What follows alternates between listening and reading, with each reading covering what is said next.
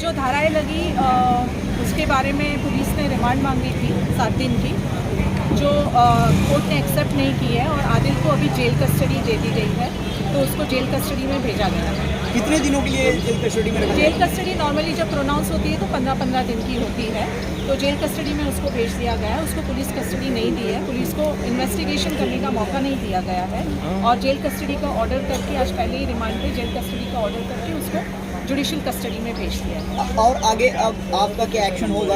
अभी एक्शन यही होगा कि आदिल जब बेल एप्लीकेशन सेशंस कोर्ट में फाइल करेंगे तो हम उसे अपोज करेंगे और उसके हिसाब से आगे की जो भी लीगल कार्रवाई होगी हम उसको फॉलो करेंगे और हम उसको अपोज करेंगे। राखी के पक्ष में आपने क्या क्या बातें रखी?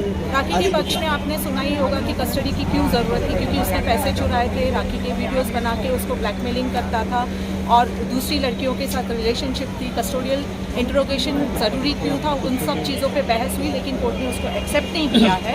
तो अब उसको हम जब वो बेल एप्लीकेशन करेगा तब हम उसके जवाब देंगे। आदिल के वकील की तरफ से ये भी कहा गया है कि राखी सावंत ने भी उस पर हाथ उठाया है, उस पर आप क्या कहना चाहेंगे? वो तो कहेंगे ना अपने डिफेंस में, अब आरोप और प्रत्यारोप होगा तो वो अपने बचाव में तो कुछ ना कुछ बोलेंगे, लेकिन वो जो भी बोल रहे हैं वो सरासर झूठ बोल रहे हैं। और अगर राखी ने उन पे हाथ उठाया था या उनके ऊपर ऐसी कोई चीज़ की थी, राखी ने जब आदिल ने उनको मारा पीटा तब वो पुलिस स्टेशन गई और पुलिस कंप्लेंट दर्ज कराई थी, तो फिर आदिल ने क्यों पुलिस कंप्लेंट दर्ज नहीं कराई? अब तक वो क्यों चुप बैठे थे और वो क्यों पुलिस में नहीं गए और राखी के खिलाफ शिकायत क्यों नहीं की? उन्होंने तभी करनी चाहिए थी। आज जब आप अरेस्ट हुए और आप इस तरह के बयानबाजी कर रहे हो तो वो तो बात की बात है, लेकिन ऐसा कुछ भी नहीं हुआ है और हर चीज़ का हम जवाब सही वक्त आने पे विद एविडेंसेस देंगे। उनकी तरफ से ये भी कहा गया है कि आदिल रहना चाहते हैं राखी सावंत के साथ, मगर राखी सावंत नहीं रहना चाहती, इसलिए वो इतना सब नाटक कर रही है। आप सब ने देखा था कि वो मीडिया में आके बार बार स्टेटमेंट्स दे रही थी, वो पोस्ट कर रही थी कि वो आदिल को वापस बुलाने के लिए कितनी जद्दोजहद कर रही थी, कितनी सारी बार उसको रिक्वेस्ट कर रही थी, सारे फ्रेंड्स के थ्रू, इवन वाहिद के थ्रू उन्होंने बात करने की कोशिश की, उनको बुलाया गया पर उन्होंने नहीं माना और आखिर में आके जब मारा पीटी की और राखी के साथ जब बदसलूकी की और उसको जब ब्लैकमेलिंग करना शुरू किया तो राखी के पास कोई ऑप्शन नहीं था, इसलिए उसने एफआईआर दर्ज करा दी।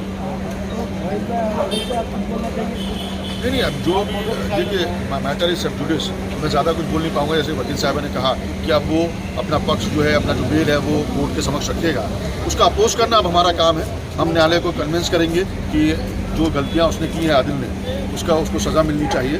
तो न्यायालय के सामने अब उसका बेल के अपोज के अलावा हमारे पास पेशी थी, क्या हुआ उसमें? आदिल का फर्स्ट रिमांड था, कल वो अरेस्ट हुआ था। आज उसका फर्स्ट रिमांड था, कोर्ट में सबमिशन हुई, पुलिस का ये सबमिशन था कि उसको पुलिस कस्टडी दी जाए 1 हफ्ते के लिए मिनिमम, और हमारा ये सबमिशन था कि पुलिस कस्टडी की कोई जरूरत नहीं है, पूरा केस फॉल्स और केसलेस है। इसकी वजह से कोर्ट ने दोनों पक्षों का आर्ग्यूमेंट सुनने के बाद वो इस बात से संतुष्ट था कि कोई प्राइमरी केस नहीं है और कुछ टेक्निकल ग्राउंड को भी कोर्ट में कंसीडर करते हुए उस पर जुडिशियल। राखी सावंत जी के वकील का क्या कहना था उस पर? उनका जो भी पक्ष था उन्होंने कोर्ट में रखा। राखी सावंत की तरफ से जो भी उनका वो था सबमिशन था, राइटर सबमिशन था, उन्होंने किया अपनी तरफ से। क्या क्या धाराएं लगी हैं उनके ऊपर में?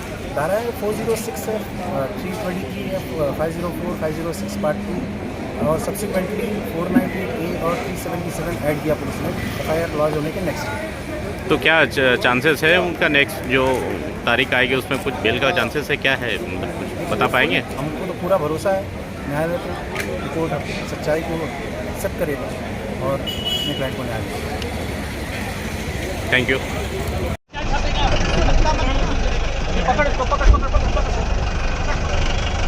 दिख रहा है।